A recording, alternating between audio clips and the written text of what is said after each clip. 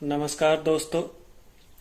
आज हम इस एपिसोड में जैसा कि आपको पिछले वीडियो में बता चुके हैं कि बीमा लेने के क्या क्या फायदे हैं और जीवन बीमा से संबंधित सारी जानकारियां हमने आपको पिछले वीडियो में दिया था।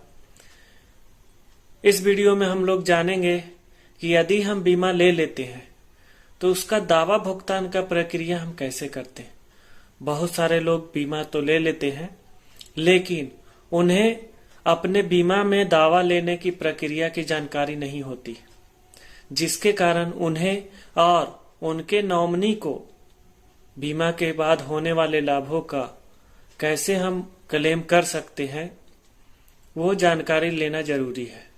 तो हम इस वीडियो में आज आपको बताने वाले हैं कि बीमा दावा का भुगतान कराने की प्रक्रिया क्या है। तो जैसा कि मैंने आपको बताया था कि बीमा लेने के बाद जो दावा भुगतान किया जाता है, यह दावा भुगतान दो प्रकार के होते हैं। एक होता है परिपक्वता दावा, जिसमें कि जिसने बीमा लिया उन्हें मैच्योरिटी के रूप में जो रकम बीमा पूर्ण होने के बाद मिलती है उसे हम परिपक्वता दावा कहते हैं। और दूसरा वो दावा होता है जो बीमा धारक की मृत्यु के बाद उसके नॉमिनी को मिलता है, उसे हम मृत्यु दावा भुगतान कहते हैं। तो आज के इस वीडियो में हम लोग जानेंगे कि मृत्यु दावा का भुगतान लेने की प्रक्रिया क्या है। जैसा कि मृत्यु दावा के लिए जो पॉलिसी धारक होते हैं उन्हें अपने नॉमिनी को या जिनको उन्होंने नॉमिनी बनाया है अपने परिवार के सदस्य को, उन्हें यह जरूर जानकारी दे देना चाहिए कि हमने जो बीमा लिया है उसके क्या क्या लाभ हैं और यदि हमारे ना रहने के कारण उन्हें दावा का भुगतान लेना पड़े तो उसकी क्या प्रक्रिया है। यह पूरी प्रक्रिया उनको जरूर से जरूर अपने फैमिली मेंबर को बता देना चाहिए, समझा देना चाहिए, ताकि दावा लेने में परेशानी ना हो। बहुत सारे लोग सोचते हैं कि हम तो अभी हैं तो हम सारी जानकारी अपने पास ही रख लेते हैं और अपने नॉमिनी को, अपने परिवार को, सदस्यों को ये भी नहीं बताते कि हमने कितना जीवन बीमा करा रखा है, किस किस कंपनी में करा रखा है और उसका भुगतान का प्रक्रिया क्या है, और उसका दावा से संबंधित कोई भी जानकारी अपने नॉमिनी या अपने परिवार को, सदस्यों को नहीं देते हैं। तो मेरा यह आप लोगों से रिक्वेस्ट है कि कम से कम आपने जो बीमा ले रखा है उसकी सारी जानकारी अपने परिवारों को, अपने नॉमिनी को ये जरूर बता दें कि हमने इस कंपनी से इतना बीमा ले रखा है, ताकि आपको और आपके परिवार को उस बीमा का पूरा लाभ मिल सके। तो चलिए हम शुरू करते हैं कि बीमा मृत्यु भुगतान का दावा लेने के लिए क्या क्या प्रक्रिया है। तो पहला है कि कब कर सकते हैं हम क्लेम फाइल। दूसरा पॉइंट है क्या क्या डॉक्यूमेंट चाहिए एक दावा भुगतान के लिए या डेथ क्लेम भुगतान प्राप्त करने के लिए। तीसरा हमारा जो पॉइंट है, अगर बीमा कंपनी क्लेम देने से मना कर दे तो क्या करें। चौथा जो हमारा पॉइंट है वो है अगर बीमा में नॉमिनी का नाम नहीं डाला हुआ है तो उससे संबंधित दावा हमें कैसे प्राप्त होगा।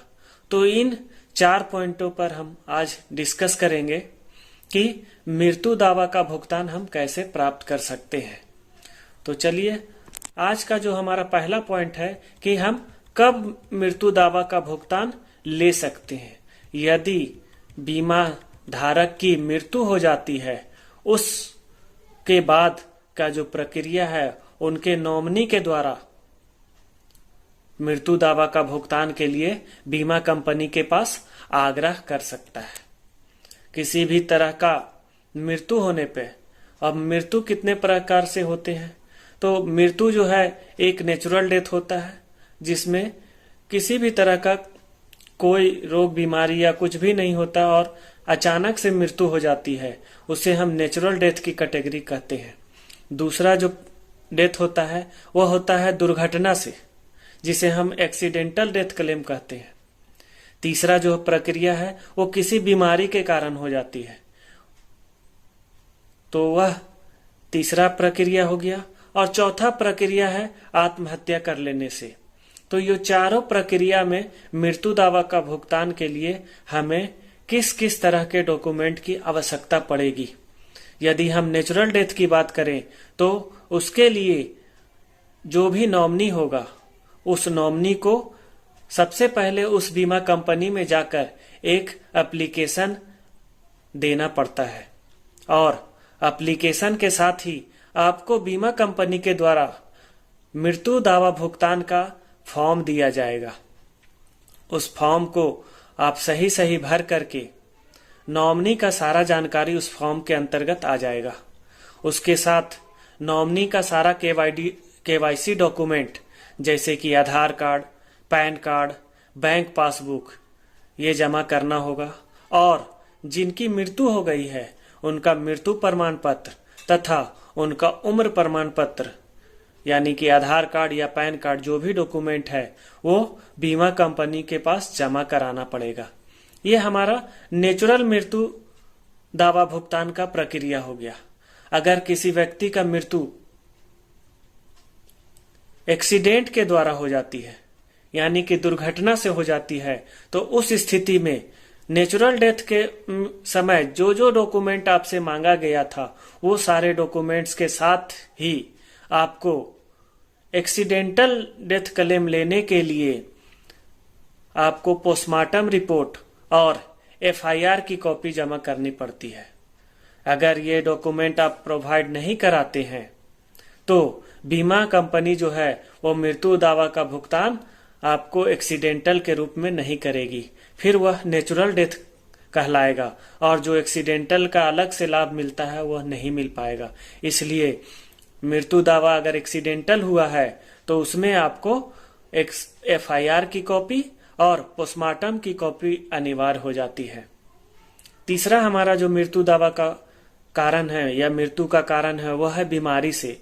यदि किसी व्यक्ति की मौत किसी गंभीर बीमारी से हो जाती है तो उस स्थिति में आपको ये सारे डॉक्यूमेंट के साथ जो भी नॉमिनी का डिटेल भर करके और केवाईसी फॉर्म भर के तथा मृत्यु प्रमाण पत्र के साथ ओरिजिनल बॉन्ड पेपर जमा करना होता है, और इसमें एक हॉस्पिटल रिपोर्ट या बीमारी से संबंधित जो भी जानकारी है वह डॉक्टर से भरवाकर एक फॉर्म दिया जाता है ताकि बीमारी का पता चल सके और कहीं किसी तरह का गलत इंफॉर्मेशन देकर के बीमा तो नहीं लिया गया था, ये जानकारी के लिए वो आपको हॉस्पिटल से जानकारी मांगते हैं।